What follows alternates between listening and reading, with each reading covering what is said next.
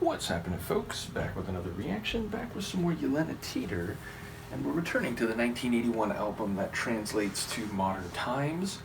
And the next track in the playlist, according to Google Translate, means you play hard to reach. I'm guessing that essentially means, or maybe is more idiomatically translated to, you play hard to get. Which, playing hard to get, the idea of actually wanting someone or to be with someone, but playing the dynamic as if you're not interested, or making it a challenge for the other person to acquire you or to make the connection in question. And I guess there's psycho-emotional, or perhaps just more formally psychological reasons one might do that, or why that makes someone more attractive if they're difficult to reach. So yeah, I do wonder what will be happening here. I will look forward to those who can speak Swedish for giving me some insight.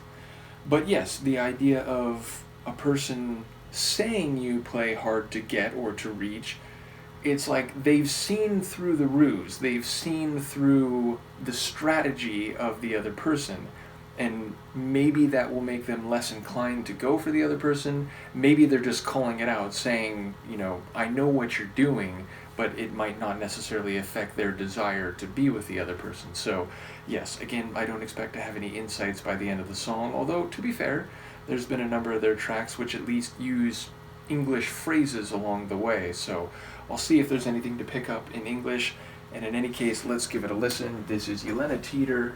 The song apparently translates to You Play Hard to Get, or maybe You Play Hard to Reach, and it's from their 1981 album that translates to modern times.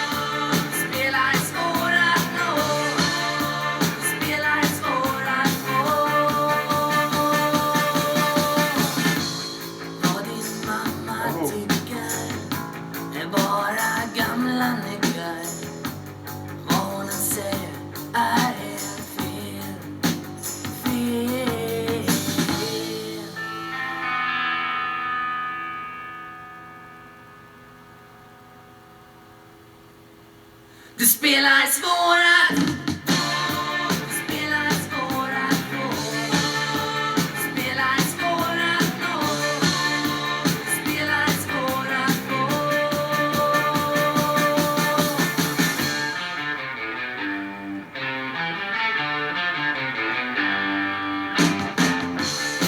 Jag luren tar.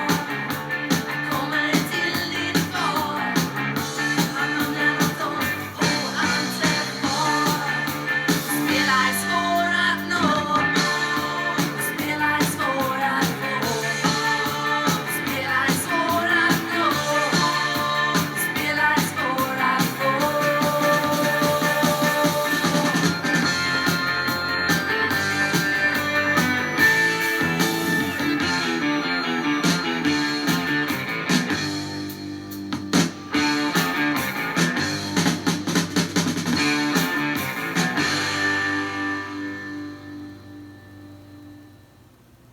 Okay.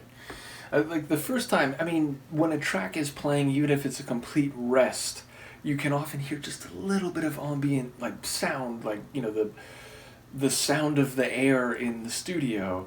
So that first time, it seemed like it could be ending, and maybe in part because they've gotten me a couple times with false endings.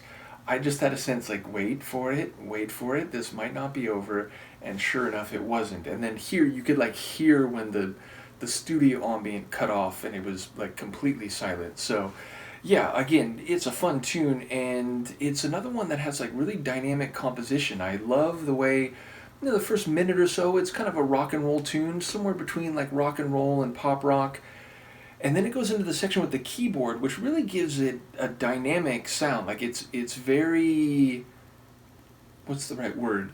It expands the like sonic palette of the tune a great deal, even though like it's a relatively short keyboard riff. But I love when that comes in, and then it breaks into that slower syncopated beat and then rolled back into the rock and roll sound. So like I love the chronology, and I especially enjoy, again, even though it's relatively minimal in the overall duration of the track, that little keyboard bit. And it's very like electric keyboard. It's another moment where it kind of reminds me a bit of like the Doors sound. It just has that like electric keyboard mixed with like a classic rock sound. And indeed, like, you can feel the sound evolving here, and yet when it comes to the rock and roll parts, it still does have a bit of a 70s feel to it. So yeah, I really enjoy that. And then again, there's like the false ending, it kicks back off again, then we get that like section again with the syncopated breakdown, and then there's like a real like syncopated interlude part that caught my ear, and then again it proceeds nicely to the end. It's another short one. I'm going to say like 3 minutes. Yeah, a little bit under that. So again, another relatively short one, but a lot going on during those like 2 minutes and 45 seconds, whatever it is. And I gotta say, again, I really enjoy Pear's voice. I think it fits well here. He's like especially kind of raspy and scratchy. It feels like even more than some other times when I've said that, this is a great example of the raspier, kind of sharper edge of his vocal delivery.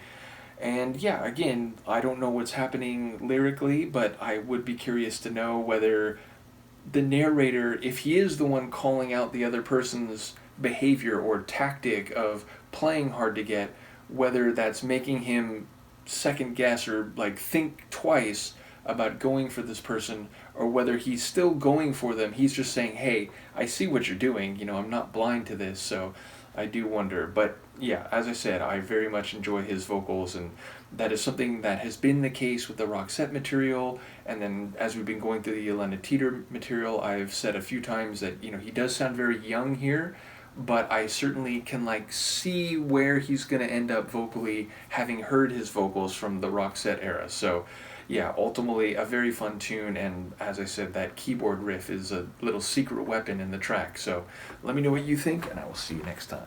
Peace.